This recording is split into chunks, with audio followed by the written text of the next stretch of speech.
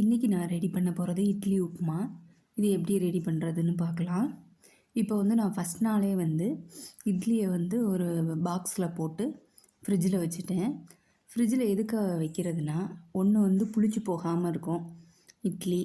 அப்புறம் நம்ம அந்த இட்லியை உதுக்கையில் உதுத்துருவோம் இல்லையா, அப்போ பூ பூவாக வரும். அதுக்காக தான் ஃப்ரிட்ஜில் வைக்கிறது. இப்போ நல்ல தண்ணியில் போட்டுருங்க. எத்தனை இட்லி இருக்கோ அத்தனை இட்லியும் நல்ல தண்ணியில் போட்டுருங்க. நல்ல தண்ணியில் போட்டு ஒரு 5 நிமிஷம் வெயிட் பண்ணிவிட்டு என்ன பண்ணுறோம், நம்ம அந்த இட்லியை நல்லா புழிஞ்சிட்டு, லைட்டாக ரொம்ப அமுக்குனிங்கன்னா ஃபுல்லாக உதிர்ந்து போயிடும். நல்லா புழிஞ்சிட்டு என்ன பண்ணணும், ஒரு தட்டிலையோ ஒரு கிண்ணத்துலையோ என்ன பண்ணுறீங்க, அப்படியே அதை உதுத்து விட்ருங்க. உதுத்து விடையில் நல்லா பூ பூவாக வரும். அதுக்காக தான் ஃப்ரிட்ஜில் வைக்கிறது. நீங்கள் இப்படி பண்ணாமல் இருந்திருந்தீங்கன்னா இனிமேல் பண்ணி பாருங்கள், கரெக்டாக வரும். இப்போ நம்ம எத்தனை இட்லி வச்சுருக்கோமோ அத்தனை இட்லியும் உதுத்து எடுத்துருங்க.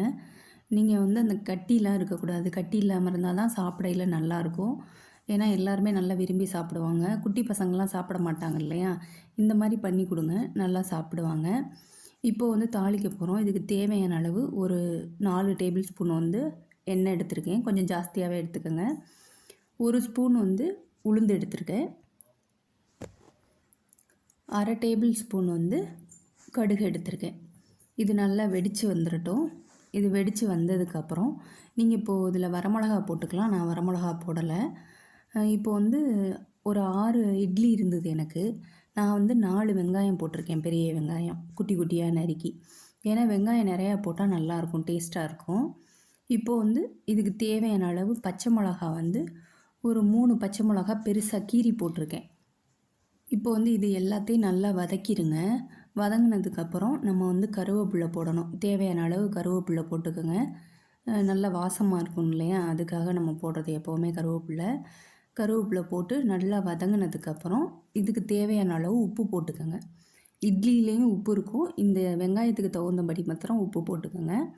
உப்பு போட்டுட்டு நம்ம இப்போ உதுத்து வச்சுருக்கோம் இல்லையா இட்லி, அதை இதில் சேர்த்துருங்க. சேர்த்துட்டு ஒரு 2 நிமிஷம் 3 நிமிஷம் மட்டும் நல்லா கிண்டி விட்ருங்க.